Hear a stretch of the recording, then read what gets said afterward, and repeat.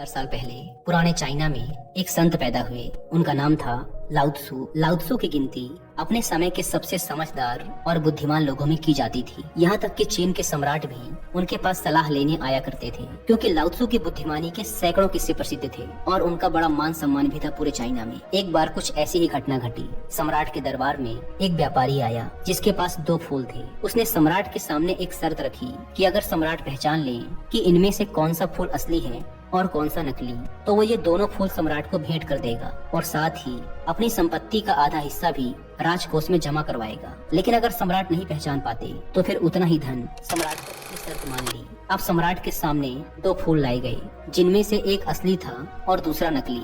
लेकिन उन दोनों में फर्क कर पाना बड़ा मुश्किल था, क्योंकि देखने में दोनों बिल्कुल एक जैसे लग रहे थे। जिस कारीगर ने उस नकली फूल को बनाया था वह इतना कुशल था कि उसने इतनी बारीकी से असली फूल की नकल की थी कि दोनों में फर्क ढूंढ पाना बड़ा मुश्किल हो रहा था। अब सम्राट उलझन में पड़ गए और जैसे ही सम्राट संकट में पड़े उन्हें याद आई लाओत्सु की। लाओत्सु का बुलावा भेजा गया, क्योंकि लाओत्सु की समझदारी के किस्से बड़े मशहूर थे, इसीलिए व्यापारी भी थोड़ा सा घबरा गया। हालांकि वह लाओत्सु से कभी मिला नहीं था, लेकिन उसने उनके बारे में सुना बहुत था कि लाओत्सु बहुत ही बुद्धिमान व्यक्ति हैं। लाओत्सु तक संदेशवाहक ने संदेश भेजा कि सम्राट एक दुविधा में फंस गए हैं। 2 फूलों में पहचान करनी है, लेकिन सम्राट पहचान नहीं पा रहे हैं। लाओत्सु सम्राट के दरबार में पहुँचे। लाओत्सु ने उन दोनों फूलों को बड़े ध्यान से देखा और उनमें फर्क पहचानने का प्रयास किया, लेकिन लाओत्सु भी दुविधा में पड़ गए। वो भी थोड़ा परेशान हुए, भ्रमित हुए कि इनमें से कौन सा फूल असली है और कौन सा नकली, क्योंकि देखने में दोनों फूल हूबहू एक जैसे थे। लाओत्सु को भी उनमें अंतर कर पाने में बड़ी मुश्किल हो रही थी।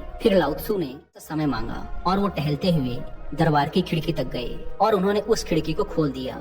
थोड़ी ही देर में बाहर से एक मधुमक्खी उड़ती हुई आई और वो जाकर उन दोनों फूलों में से एक के ऊपर बैठ गई और यह देखकर लाओत्सु के चेहरे पर एक हल्की सी मुस्कुराहट फैल गई।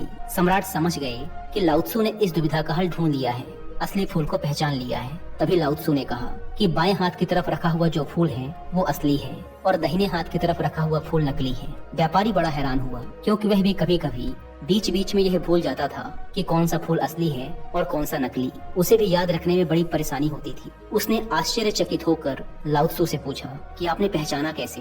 लाओत्सु ने कहा कि मनुष्य की आंखों को धोखा दिया जा सकता है, लेकिन इस प्रकृति को, ताओ को धोखा नहीं दिया जा सकता। प्रकृति को लाओत्सु ताओ कहा करते थे। इन फूलों को देखकर इंसान भले ही अपनी आंखों के कारण धोखे में पड़ जाए, लेकिन एक मधुमक्खी को धोखा नहीं दिया जा सकता। मधुमक्खी आकर हमेशा एक असली फूल पर ही बैठेगी। तो यह थी एक छोटी सी कहानी लाओत्सु की बुद्धिमत्ता के बारे में।